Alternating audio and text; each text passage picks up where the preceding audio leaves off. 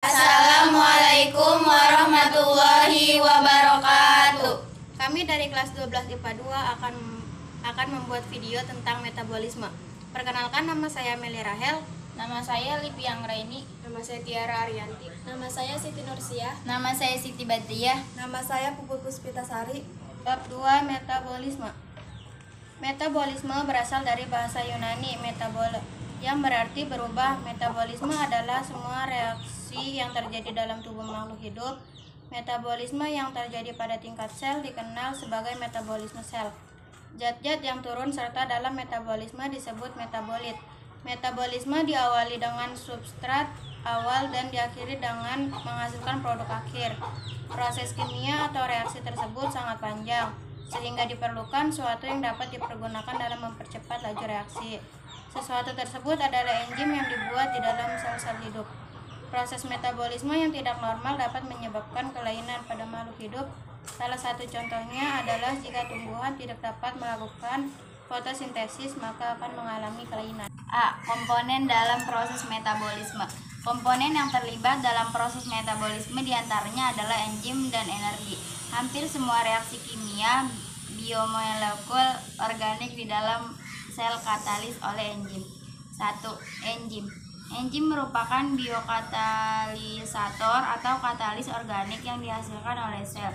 Katalis adalah zat kimia yang mempercepat reaksi, tetapi zat tersebut tidak ikut bereaksi.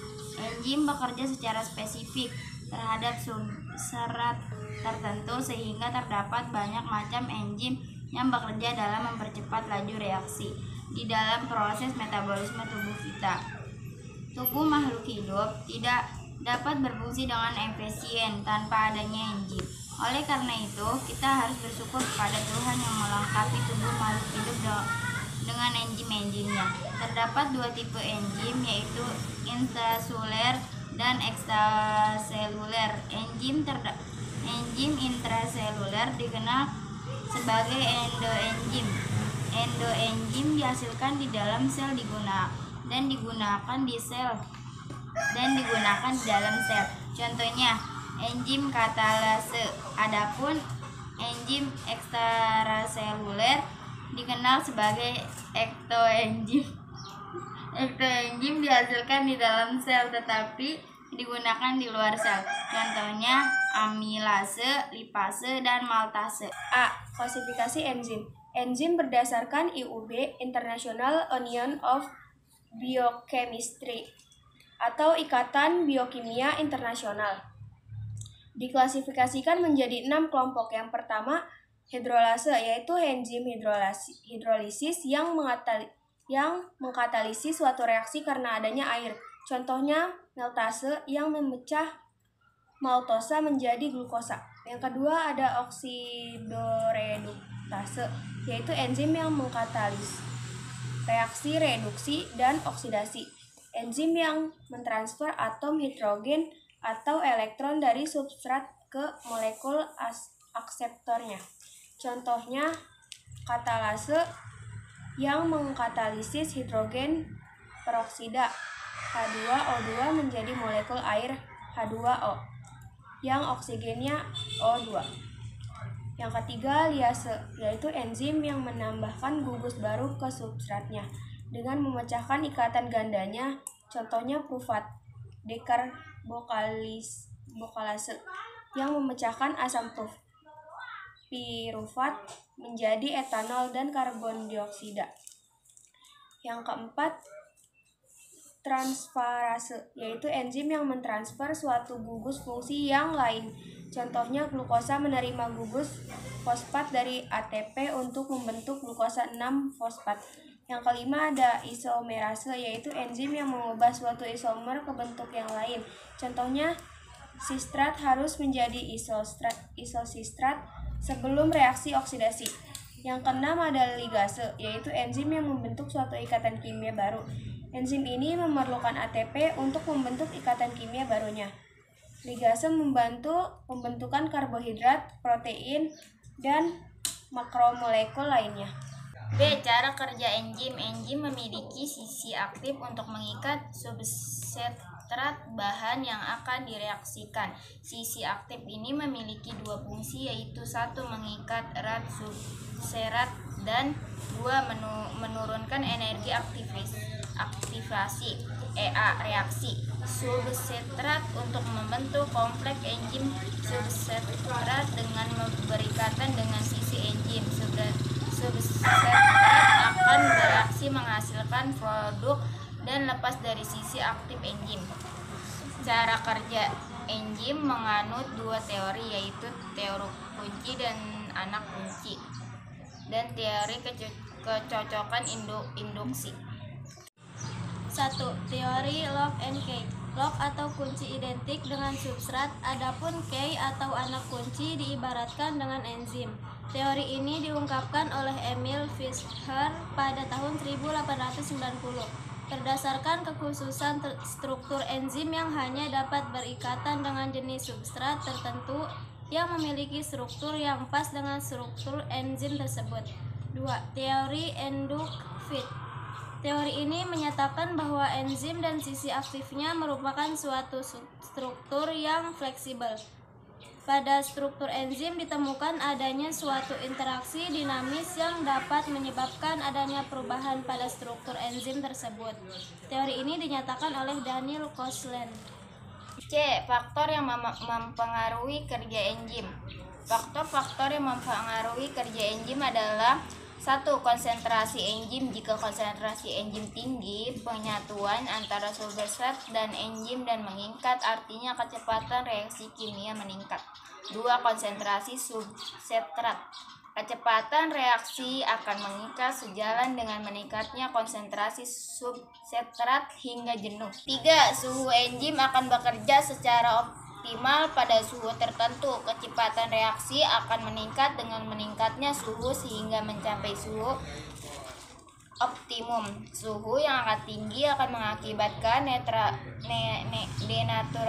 denaturasi enzim, sedangkan suhu yang rendah akan menyebabkan enzim tidak aktif. 4. pH. Kebanyakan enzim hanya bekerja pada rentang pH yang spesifik. Pada pH optimum, kecepatan enzim mengatalisis akan maksimum. 5. Aktivator dan inhibitor. Aktivator adalah zat yang mengikatkan enzim dengan substrat, contohnya ion klorida pada kerja amilas. Inhibitor adalah zat yang bersifat menghadap enzim dalam meningkatnya dengan substrat, contohnya sianida menghambat kerja sikrom. Inhibitor terdiri atas dua macam. A. Inhibitor kompetitif. Pada penghambatan ini, zat-zat penghambat mempunyai struktur yang mirip dengan struktur substrat. Dengan demikian, baik substrat maupun zat penghambat berkompetisi atau bersaing untuk bersatu dengan sisi aktif enzim. Jika zat penghambat lebih dulu berkaitan dengan sisi aktif enzim, substratnya tidak dapat. B. Inhibitor non-kompetitif. Pada penghambatan ini, substrat sudah tidak dapat berkaitan dengan kompleks enzim inhibitor karena sisi aktif enzim berubah. 2. Energi. Salah satu senyawa kimia berenergi dalam tubuh adalah ATP atau adenosin trifosfat. ATP merupakan ikatan 3 molekul fosfat dengan senyawa adenosin. Adenosin terdiri atas adenin dan ribosa. Ikatan ATP bersifat labil, mudah melepaskan gugus fosfatnya. Terlepasnya satu gugus fosfat mengakibatkan ATP menjadi ADP atau adenosin difosfat. Hidrolisis ATP menjadi ADP diikuti dengan pembahasan energi sebanyak 7,3 kilokalori atau mol.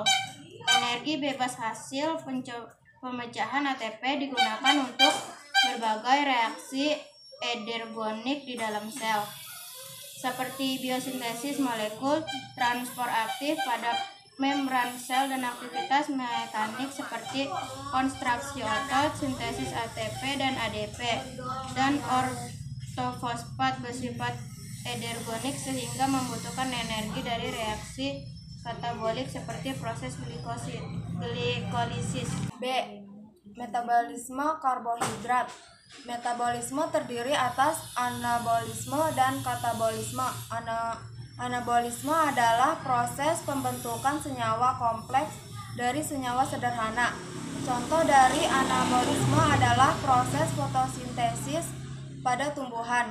Adapun katabolisme adalah proses penguraian senyawa kompleks menjadi senyawa sederhana. Contoh dari katabolisme adalah respirasi sel. Anabolisme memerlukan energi sehingga termasuk reaksi endogenic. Adapun katabolisme menghasilkan energi sehingga termasuk reaksi eksogenik. 1. Anabolisme karbohidrat. Anabolisme karbohidrat adalah proses penyusunan senyawa karbohidrat kompleks dari senyawa sederhana. Proses ini memerlukan energi berdasarkan energi yang digunakan. Berikut ini akan dijelaskan fotosintesis dan komesintesis. A. Fotosintesis. Fotosintesis adalah proses pembentukan makanan atau senyawa organik pada tumbuhan dengan menggunakan energi cahaya. Reaksi fotosintesis secara singkat adalah sebagai berikut. Berdasarkan reaksi tersebut, diketahui bahwa fotosintesis memerlukan karbon dioksida, air, cahaya, dan kloroplas. Pada fotosintesis terjadi proses fotolisis, yaitu pemecahan zat oleh cahaya dan fiksasi atau proses pengingkatan zat. B. Kemosintesis. Kemosintesis adalah penyusunan senyawa kompleks dengan menggunakan energi yang berasal dari proses-proses kimia. Beberapa bakteri dapat melakukan proses ini. Biasanya bakteri tersebut bersifat kemoautotrof, dapat memanfaatkan energi dari reaksi kimia untuk membuat makanan sendiri dari bahan organik. 2. Katabolisme karbohidrat. Katabolisme karbohidrat adalah proses pembongkaran karbohidrat. Katabolisme karbohidrat dapat terjadi melalui respirasi selular. Respirasi selular adalah serangkaian reaksi yang menghasilkan ATP dan menggunakan oksigen sebagai akhir akseptor elektronnya. Berdasarkan keterlibatannya oksigen dalam prosesnya, respirasi seluler dibedakan menjadi respirasi aerob dan respirasi anaerob. A. Respirasi aerob. Proses respirasi yang menggunakan oksigen dan melepaskan karbon dioksida disebut dengan respirasi aerob. Dalam katabolisme karbohidrat digunakan glukosa sebagai sumber energi. Beberapa molekul organik lain seperti protein dan lemak dapat digunakan sebagai sumber energi pada respirasi aerob. Melalui proses kimia yang sama seperti pada karbohidrat, respirasi glukosa secara sederhana dituliskan sebagai berikut. Reaksi respirasi tidak terjadi sederhana reaksi tersebut. Secara rincinya, respirasi glukosa meliputi serangkaian reaksi kimia yang terdiri atas 3 tahap, yakni glikolisis, siklus Krebs atau siklus asam sitrat, dan transport elektron. Respirasi glukosa dimulai dengan glikolisis yang terjadi di sitosoma dengan memecah glukosa 6C menjadi 2 privat dan menghasilkan 2 ATP dan 2 NADH. Piruvat masuk ke dalam mitokondria dan dipecah menjadi 2 grup asetil 2C dan 2 molekul CO2C. Pada siklus Krebs menghasilkan 4 CO2, 2 ATP, 6 NADH, dan 2 FADH2. NADH dan FADH2 digunakan pada proses fosforilasi oksidatif untuk disintesis menjadi ATP. 1. Glikolisis. Glikolisis merupakan proses pemecahan satu molekul glukosa, senyawa kimia dengan 6 atom karbon, yang terjadi di dalam sitoplasma sel. Hasil akhir glikolisis adalah 2 molekul ATP, 2 molekul NADH, dan 2 molekul asam piruvat, senyawa kimia dengan 3 atom karbon. Asam piruvat yang dihasilkan pada glikolisis kemudian akan diteruskan ke tahap siklus Krebs yang terjadi di mitokondria. 2. Siklus Krebs. Siklus Krebs diawali dengan proses persiapan yang disebut dengan dekarbosilasi oksidatif. Dekarbosilasi oksidatif merupakan proses pengurangan gugus karbon asam pirufat dari 3 gugus 3C menjadi senyawa baru dengan 2 gugus 2C, yaitu asetil koenzim A. Proses dekarbosilasi oksidatif menghasilkan 2 molekul asetil koenzim A, 2 molekul NAD dan 2 molekul CO2. Siklus Krebs merupakan suatu tahapan lanjutan dari dekarbosilasi oksidatif yang ditemukan oleh Hans Krebs. Siklus Krebs merupakan siklus karena adanya beberapa molekul organik yang kembali dihasilkan setiap kali satu reaksi berakhir. Terdapat 8 tahap dalam satu siklus Krebs.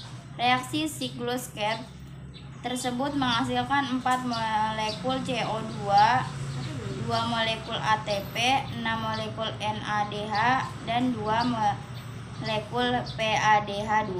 Siklus Krebs berlangsung 2 kali karena ada 2 molekul asetil CoA yang dihasilkan dalam pemecahan 1 molekul glukosa.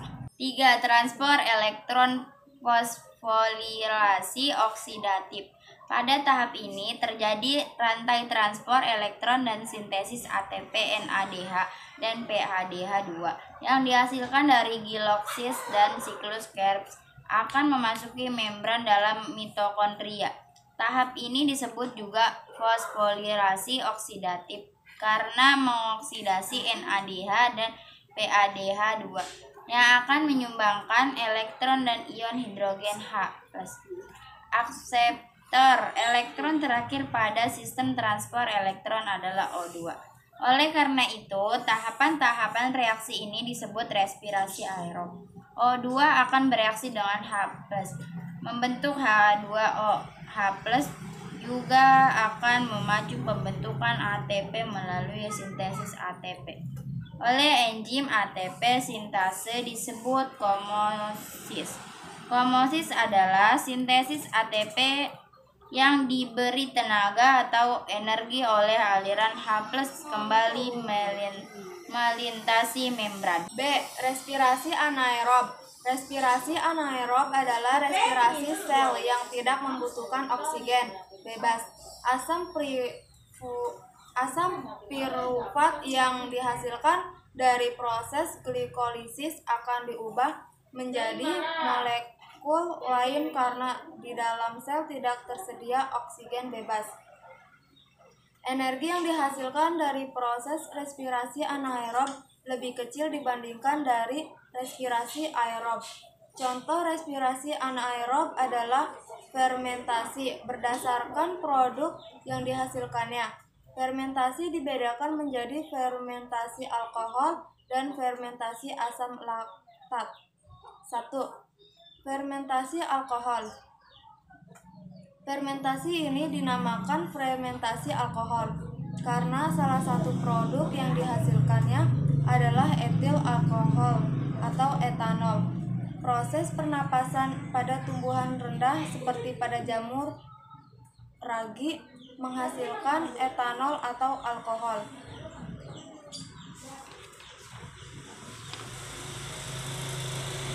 2. Fermentasi asam laktat.